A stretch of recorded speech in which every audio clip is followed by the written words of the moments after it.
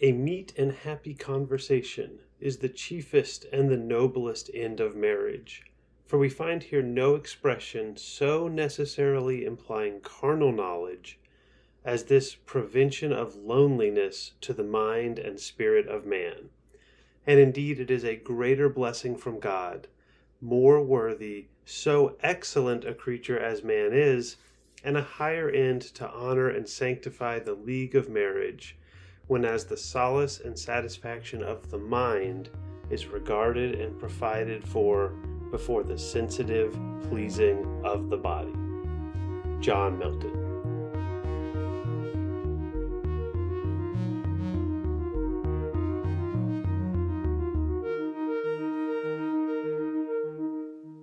Okay, welcome back to Everyday Anarchism. This is the episode on divorce. If you would like to, you can think of this episode as the marriage episode, despite the title. But I'm going to argue, following this argument made by John Milton in the 17th century, that it is divorce that actually makes marriage possible. When I think about anarchist institutions in our everyday life, I really think that marriage is one of the best examples. It's an example I have used when I am explaining it to people.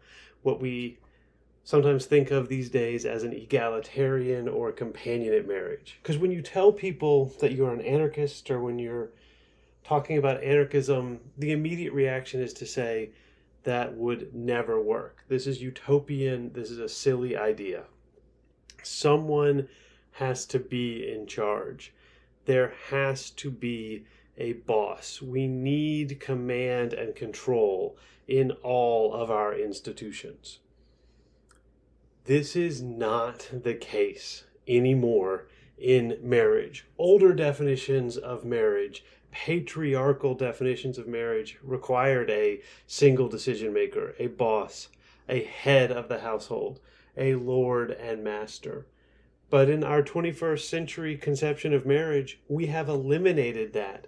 Marriage is, in our idea of it anyway, two people working together for an unknown amount of time, but supposedly the rest of their lives without anyone ever being in charge.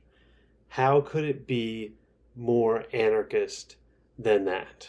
And if marriage is understood as the foundation of our society, as the most important and fundamental aspect of our society, as many people, especially people who describe themselves as conservatives, believe, well, if you have rendered marriage as anarchist, you have rendered anarchism the foundation of our society. And for better or for worse, in sickness and in health, marriage is the way we have structured and defined our romantic relationships in popular culture, in political culture, in legal culture, in the commercial realm. Health insurance can depend on marriage. For example, I have health insurance because of my marriage. But the people who traditionally define society as resting on marriage also define society as resting on what they called traditional marriage. Marriage has not been, in the Western tradition, for centuries at least, an egalitarian institution. If not, probably forever. But my knowledge doesn't go too much back beyond 1500 in most topics. Things have changed, and I'm going to argue that our sense of marriage changed, or at least one of the greatest expressions of how marriage can and should change came from the English Revolution. Yes, we're going to John Milton, we're going to the 17th century. The writer of Paradise Lost is going to explain how to use divorce to make marriage revolutionary. Before that, though, we're going to do a little history of marriage, pre-revolutionary marriage. Then we'll get Milton, and then Emma Goldman will show up in a big way for the first time in this podcast Emma Goldman, a capital A anarchist, a political anarchist from the late 19th and early 20th century, and she will go ahead and make a huge attack on marriage as impossible to make revolutionary or anarchist. And then I will tell you what I think about that, which is to say, she's definitely right. Marriage cannot be anarchist. On the other hand, in a world that has marriage, we want our marriages to be as anarchist as they can be every day. My history of the understanding of the patriarchal origins of marriage comes from when I was a college student. And this is not something I learned in college. I was a courier for an abstracting firm, which is a firm that goes to the courthouse and finds the documents when you buy or sell a piece of property. If you've ever bought or sold a house, you need the title. And you have to prove not just that you own the house, but the person who sold you the house owns the house. And the person who sold them the house owns the house. And you go back as far as you can. I never saw any deeds that went back to the colonial era, that went back to the 17th or 18th century. If you go back far enough, it just sort of dies out. But they figure, hey, if you've gone back 200 years, no one's going to show up and say, actually, I owned this property in 1737, and thus it could not be sold in 1745. This was in South Carolina, by the way, so this was a colonial state. And I noticed on all of the documents this phrase, to have and to hold, to have and to hold. And I only knew this phrase from marriage. So I took it to one of my professors, actually one of my film professors, but just an overall knowledgeable guy who I enjoyed talking to. And he laughed and he said, "Oh, it's so romantic." And then he said, "No, seriously, this just tells you that marriage is a property arrangement. To have and to hold doesn't come from marriages. To have and to hold comes from property. Property that you both have and hold. You own and you can use. Marriage is, in this Western tradition, patriarchal. It's feudal, really. It's about having a piece of property. And this led to this legal definition. I think it's called coverture. I'm really not quite sure how to pronounce it. But it is the doctrine that married women do not have legal rights. They are not people with respect to, say, buying or selling property or being able to enter into contracts. They are a form of chattel, which that's the same word for cattle, right? It is a living creature that is property. Sorry, stressed to be discussing chattel because the form of slavery, when we say slavery in America, we are usually referring to the 18th and 19th century form of slavery known as chattel slavery, African chattel slavery, or race-based chattel slavery. There are other forms of slavery in which the human beings are not just considered animals, in which they do have rights in a different way. In chattel slavery, there are no rights. And human chattel is a contradiction in terms. What are humans? What are people? Well, they have rights. They are not just animals. What is chattel? Chattel is property which has no rights. So human chattel is something that has rights that also does not have rights definitionally. It doesn't work. Most famously, if you want to see how human chattel doesn't work, I recommend you read Frederick Douglass's speech. It's usually called "What to the Slave is the 4th of July." He is hilarious. He shows brutally that the concept of human chattel doesn't work. One of the things he says over and over again is the reason why we have laws is because humans are moral beings. There are no laws against cows doing anything because cows are just cows. If a rock falls on you or a cow steps on you, neither the rock nor the cow has done anything wrong. But humans can be punished for doing bad things because they're better and smarter than cows. They are moral. They have been touched with rationality. Douglass points out that in the South, the laws for enslaved people were much stricter than the laws for white people. So he says, on this reasoning, this must mean that the enslaved black people are superior rationally to the white people. Now, the people who made those laws didn't think that way, but also their laws, in order to be logically consistent, must be read that way, which is why they're simply not logically consistent. This is Douglass's point. So you can have human chattel, obviously, but you cannot make it make sense. It will never make sense. All right, back to this idea of to have and to hold. This is a contract. A contract delineates what you can do, what other people cannot do, and very importantly, what the state can and cannot do, and how the state can regulate this. So if you have a contract that says you can have and hold a piece of property, the government can't take it away. Of course, the government can take it away with eminent domain, et cetera, but more or less, the government is not allowed to take it away except for when the government breaks its own rules, which is fine because the government makes the rules, so they're allowed to break the rules. That's what eminent domain is. As this relationship between, you can call them the subjects or the citizens, and the state or the king is developing, liberalism is the narrative of these rights being created. The rights of the people, of individual people, against the rights of the king or the state.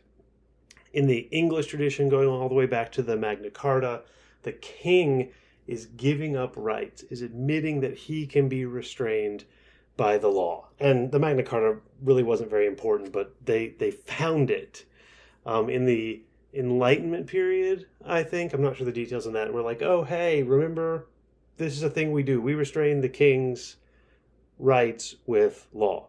Maybe it's the 16th and 17th century when they find the Magna Carta. You can look it up. Sorry, my knowledge is failing me here. Okay, now, we've got this really famous idea. It underlies so much of liberalism and the American Revolution. A man's home is his castle. That is a 17th century, a little before Milton ruling by this lawyer and judge named Edward Coke. The actual ruling is, the house of everyone is to him as his castle and fortress, as well for defense against injury and violence as for his repose. And the important thing is that this is a case in which the sheriff, the armed representative of the state, wants to come inside the house.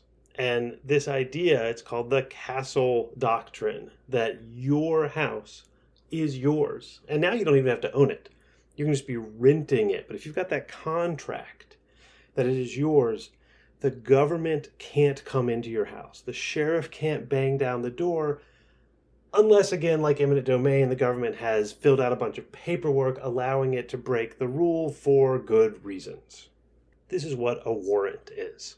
And this idea of the castle doctrine has just become more and more important in American and British law. Here's William Pitt the Elder in 1763. He's attacking the cider bill, which is a bill that will tax the cider that people have in their house. People made alcohol in their homes. The poorest man may in his cottage bid defiance to all the forces of the crown. It may be frail, its roof may shake, the wind may blow through it, the storm may enter, the rain may enter, but the King of England cannot enter. All his force dares not cross the threshold of the ruined tenement. So that was a 1763 law in England, and what really causes the American Revolution is when similar laws, they're called the Intolerable Acts, get passed against the colonists. The king wants to come inside your house. The Third Amendment to the U.S. Constitution, which almost never gets mentioned, is that there is no quartering allowed of soldiers in your house, because the British government was requiring the colonies to pay for their own defense, and they said, if you can't afford to build barracks for the soldiers, we're just going to stick them in your house. And this upset people enormously. You can render under Caesar, you can pay the king taxes because the king made the money, but send someone inside my house? No. A man's home is his castle. We can take this all the way up to the recent controversy over no-knock warrants. I mean, that wouldn't make sense to William Pitt or Edward Cook, a no-knock warrant. If the crown, if the state wants to come inside your house, they have to announce themselves. They have to do it legally. They have to give you a chance to dispute. A no-knock warrant throws away 400 years of law. That's why people feel unbelievably aggrieved by no-knock warrants now. Okay, so with that aside, there's a problem with the castle doctrine. You've probably figured it out already. A man's home is his castle. This is a feudal thing. This is a patriarchal thing. And that means the government cannot come in and interfere with the man's property in his home. And that includes his wife. Remember, to have and to hold applies to the house, to the cattle, to the children, in fact, and to the woman in the house, the wife. So, this is not anarchism. This is merely a transfer of sovereignty from the big king to the little king of the household. And if we are going to find anarchist relationships and anarchist marriages, the marriage where there is no boss, where there is no dominion, you are going to need rights for women. This is a huge aspect of 19th century, especially feminism. And by the middle of the 20th century, women have all of these rights. The right to vote, the right to own property, etc. Now, I don't think you need me to tell you that these rights are not evenly distributed, so they're not given to everyone legally all at the same time, and even when they are given to everyone legally, they're not actually given. So wealth, race, and geography also hugely figure into whether women can actually use these rights. The other thing that you need to keep in mind for our story, the to have and to hold story, is for a while women have these rights, but only if they are unmarried. But by the middle part of the 20th century, in America and Britain, women do have these rights, including married women. So we have equality, except we do not, because women do not necessarily have the right to get a divorce. Not even by mutual consent, let alone if the woman is the only one who wants the divorce. You will see in Hollywood movies in the 30s, 40s, and 50s, men lying and saying that they have been unfaithful or did something else to allow their wife to get a divorce, because even under mutual consent, they cannot get a divorce. And that's the thing that prevents marriage from being equal. You can give women rights, but if you don't let both parties in the relationship have a chance to get out of the marriage, it's not a partnership. Okay, now that I've taken us to the 20th century, I want to go back to the 17th century and talk about John Milton. The 17th century is super fun and interesting because you get what is sometimes called the English Civil War, but perhaps more properly should be called the English Revolution. It's called the English Civil War if you want to think it's just a bunch of people running around fighting for power. It's called the English Revolution if you think it's actually a shift in power And I think it is. At least you get tons of revolutionary ideas at this time.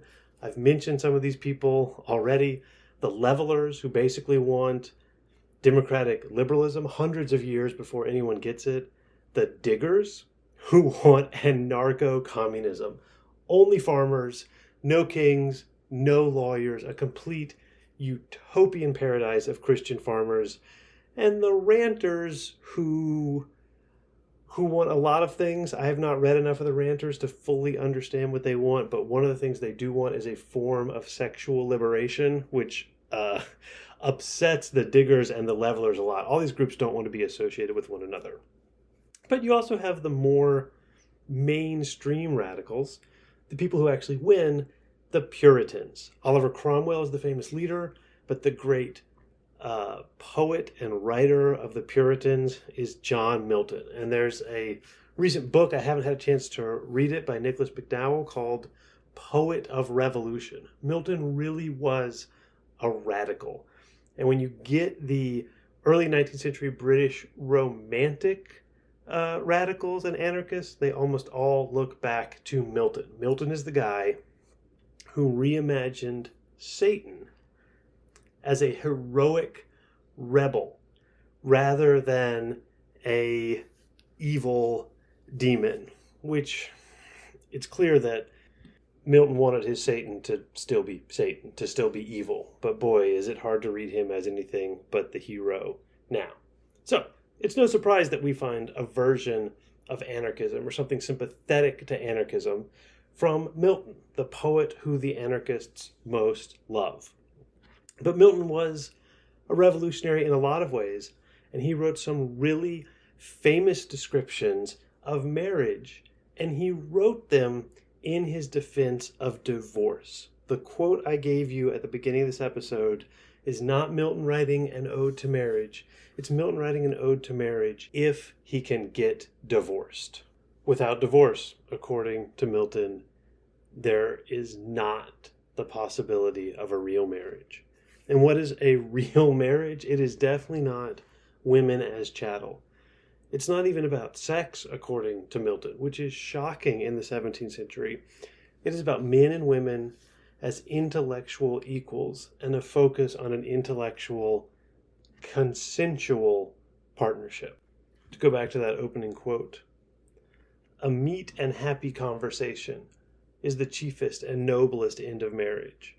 For we find here no expression so necessarily implying carnal knowledge as this prevention of loneliness to the mind and spirit of man. So meet means appropriate, perfectly suited. So marriage is about two people who are perfectly suited intellectually. It's not about sex, or as he describes it, carnal knowledge. And the goal is to prevent loneliness. And he says prevent loneliness in the mind and spirit of man. I'm not sure here whether he means man as in just males, men as we would say now, or whether he means man to mean mankind, in which case women are included but in a subordinate position. I don't think it matters which one he means, though, because he's very clear later on that the point of marriage is primarily for men. It is valuable for women, but it is primarily for men. So whichever version of man he means there, in other cases, there are places where he makes it very clear that although he believes in a consensual and in some way equal relationship, he seems much more interested that it be important for men. Okay, here's another version of this description that makes the sexism a little more clear, I guess. Since I talked about it long enough, I'll give it to you. The apt and cheerful conversation of man with woman to comfort and refresh him against the evil of solitary life. So there it's clear that women are still helping men. The point of marriage is still for men. But it's also an apt and cheerful conversation. It's just lovely. It's not anarchist, but it's lovely. So what's the alternative to this meet and happy conversation? It's not to have and to hold. He is not worried about that.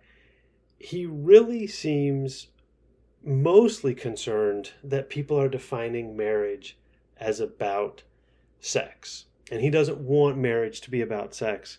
He wants marriage to be about conversation.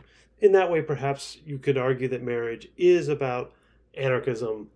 A true conversation does not and cannot have a master or a leader. So perhaps Milton is unknowingly being a little bit more egalitarian by stressing conversation than he means to.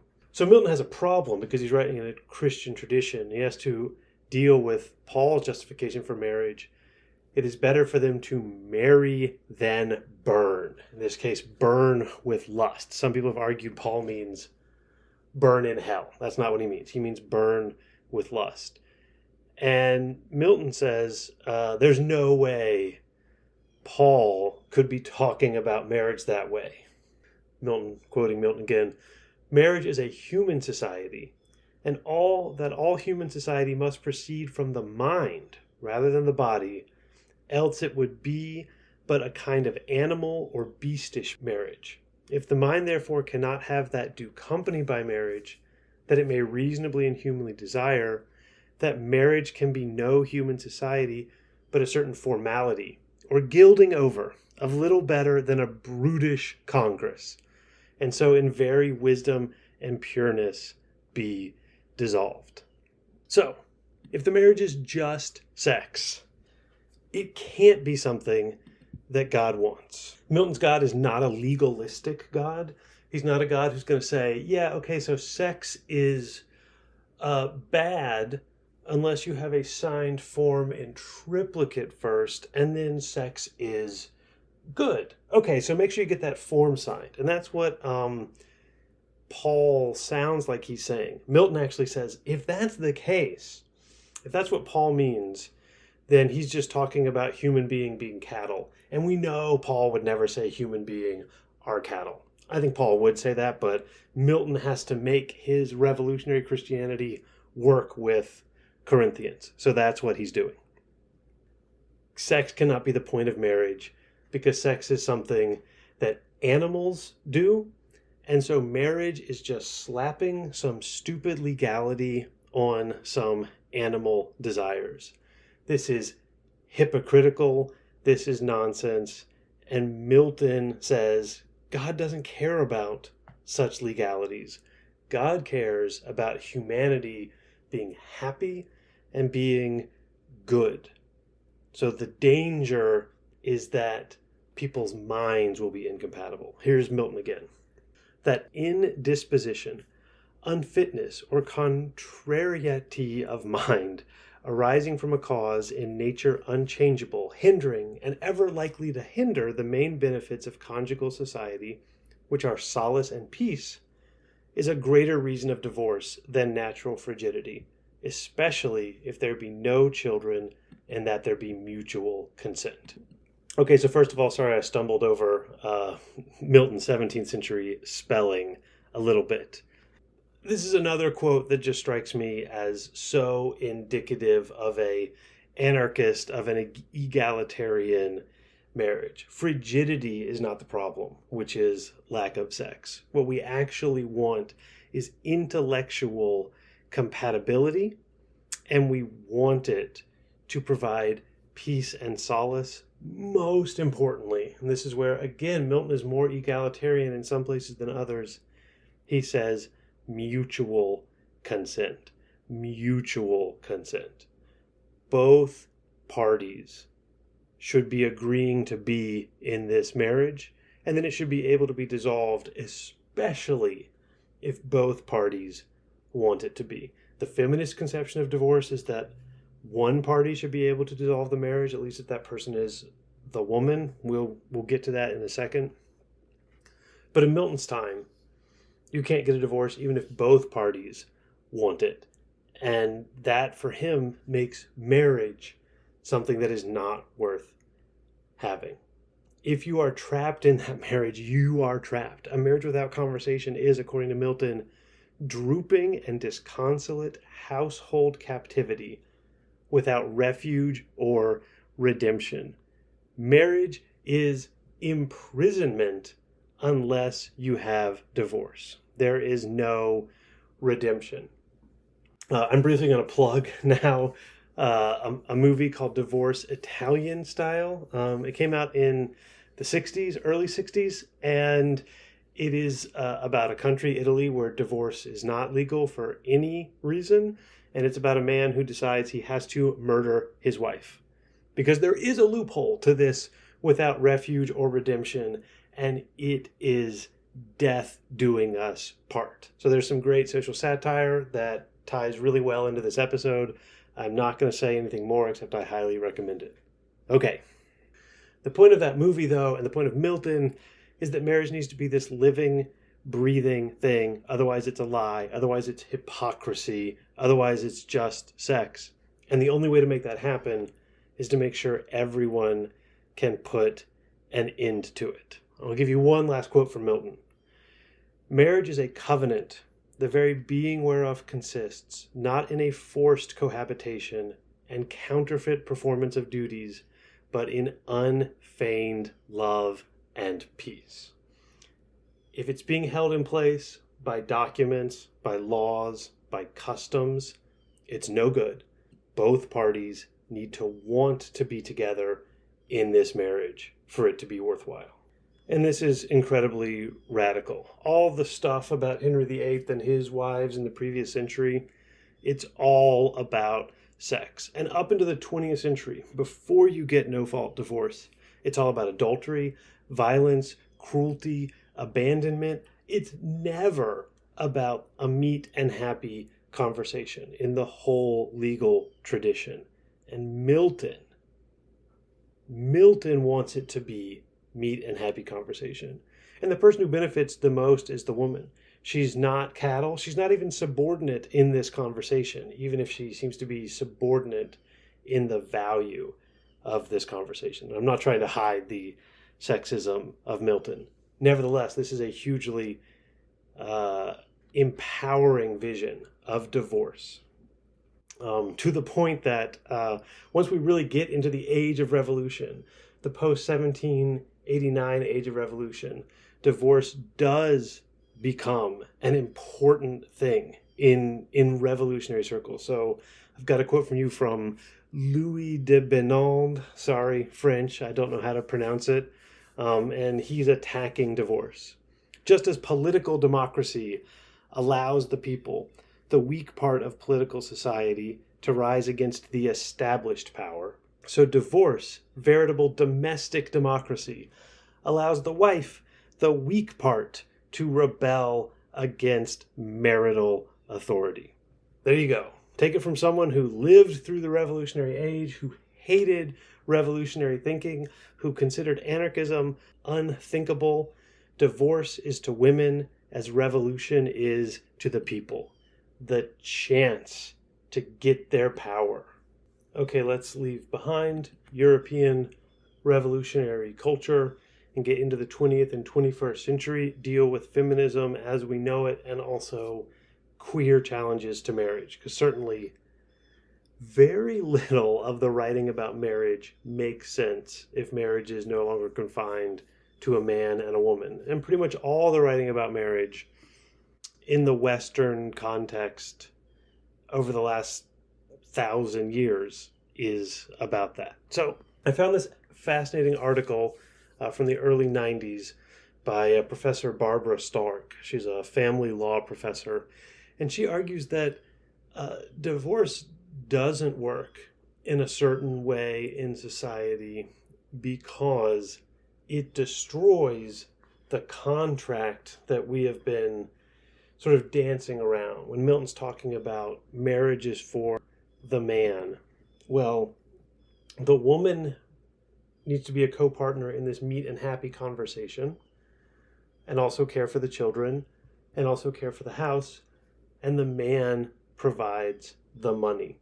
So if divorce happens, the man is still supposed to provide money. At least this is late 20th century American reasoning. But the woman is no longer providing the meet and happy conversation and the household. So Professor Stark says this is a problem. Not necessarily with divorce, but with our patriarchal, heteronormative, gendered society. Here's Professor Stark.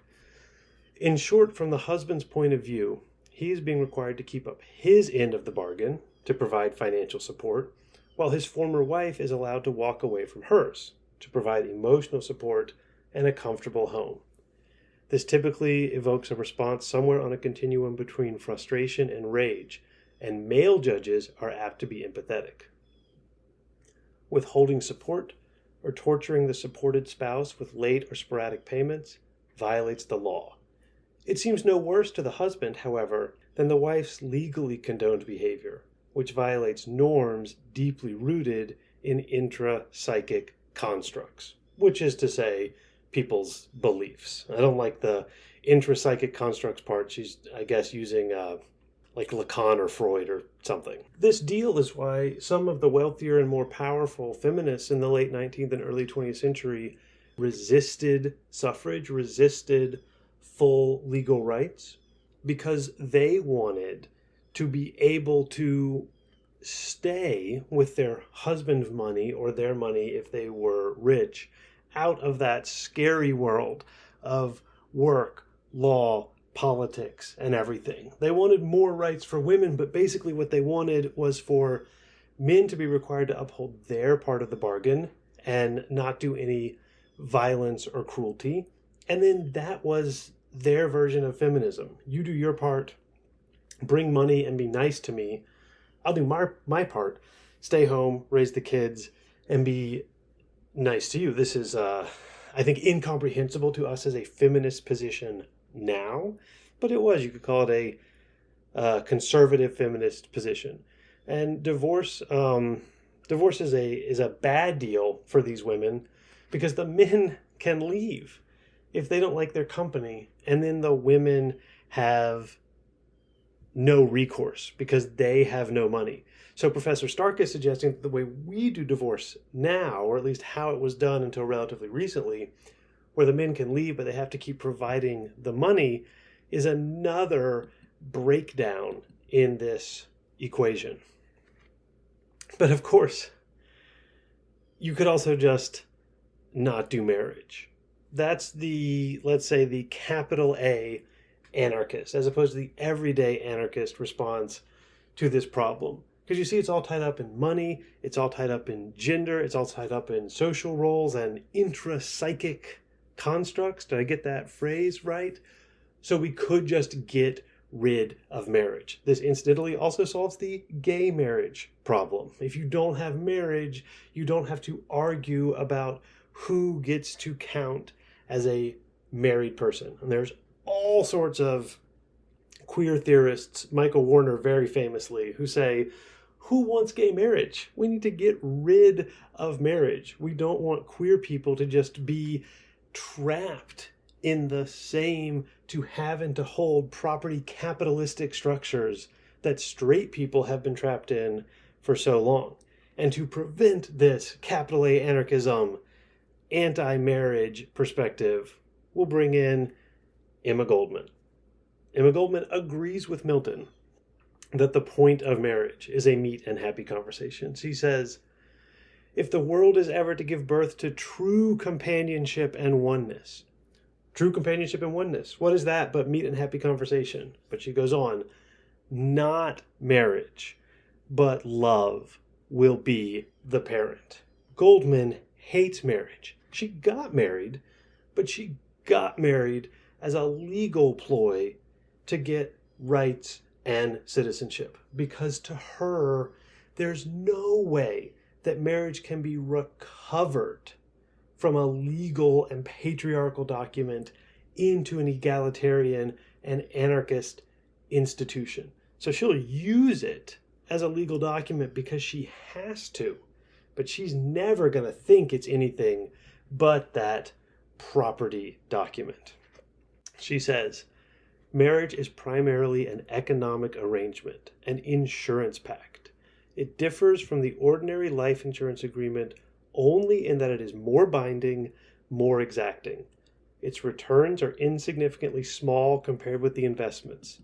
In taking out an insurance policy, one pays for it in dollars and cents. always at liberty to discontinue payments. If, however, woman's premium is a husband, she pays for it with her name, her privacy, her self-respect, her very life, until death doth part. Moreover, the marriage insurance condemns her to lifelong dependency, to parasitism, to complete uselessness, individual as well as social. Man too pays his toll, but as his sphere is wider, marriage does not limit him as much as woman. He feels his chains more in an economic sense.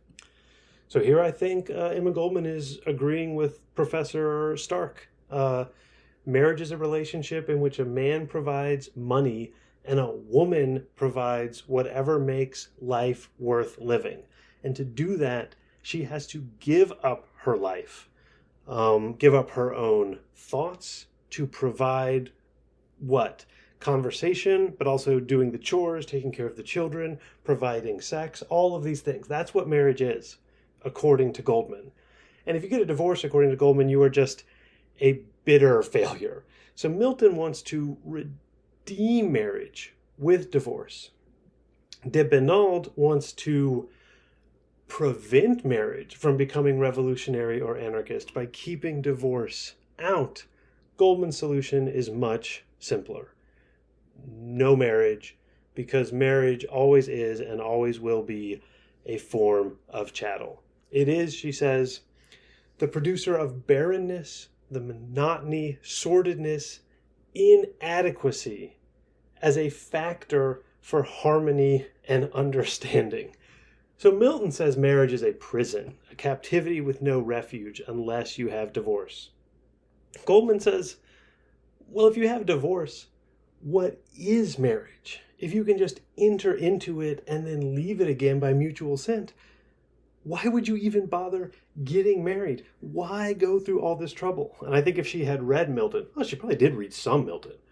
But I think if she had read Milton, she would have said, this guy is just trying to reconcile anarchism with a form of hierarchical and patriarchal Christianity, and he's fit them together, but he's had to lop some bits off of both pieces, and he's unwilling to acknowledge that. All it is this contract. She says, marriage may have the power to bring the horse to water, but has it ever made him drink? The law will place the father under arrest and put him in convict's clothes, but has that ever stilled the hunger of the child? If the parent has no work, or if he hides his identity, what does marriage do then? It invokes the law to bring the man to justice, to put him safely behind closed doors. His labor, however, goes not to the child, but to the state. The child receives but a blighted memory of its father's stripes. It is like the other paternal arrangement, capitalism. It robs man of his birthright, stunts his growth, poisons his body, and keeps him in ignorance, in poverty, and dependence.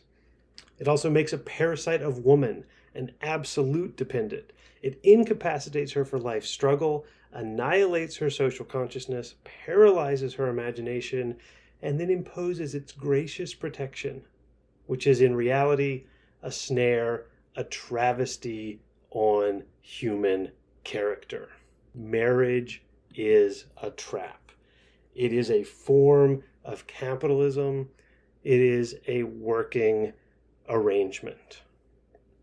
If you want to fix this, I mean, you can get rid of marriage, but mostly you just need women in the public sphere. You need to get rid of gendered expectations. Marriage exists at all, according to Goldman, because women are supposed to be subservient, because women are supposed to be trained in marriage. And I think Goldman would really hate, have it all feminism, lean in feminism, mom and wife and CEO feminism. She would say, this is ridiculous.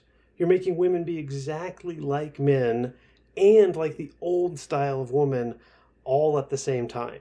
This is just another version of patriarchy. This is just another version of capitalism. Patriarchal gender roles and patriarchal capitalism working together to oppress everyone, especially women. And marriage is just the expression of that. Expression of that crushing, legally binding, socially constructed expectations for women. And I think she's right. As I think that Michael Warner is right, that gay marriage is in some ways a mistake, is in some ways a step backwards, is in some ways a blow against freedom. I am convinced by both of these radicals, Emma Goldman and Michael Warner. Gosh, maybe Michael Warner should have had a bigger part in this episode, but it's already way longer than I meant it to be. You can get rid of the patriarchal and heteronormative ideas of marriage, in which case there's nothing left except for capitalism and coercion, or you can keep them, in which case neither women nor queer people should want to have anything to do with marriage.